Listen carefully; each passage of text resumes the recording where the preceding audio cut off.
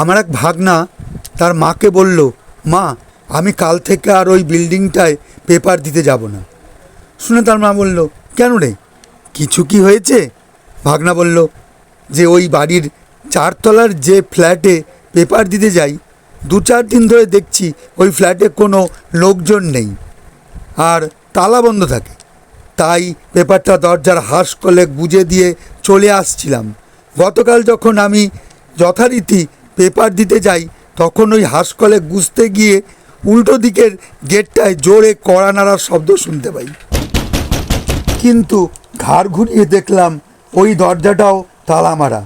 আমি সন্দেহে একটু এগিয়ে গিয়ে দেখতে গেছি, হঠাৎ অদৃশ্য দুটো হাত আমাকে ভেতরের দিকে টানতে আরম্ভ করলো।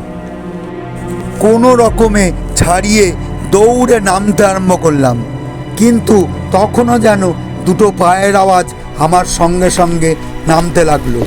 কোনো রকমে ফ্ল্যাটটার বাইরে এসে যেন প্রাণে বাঁচলাম।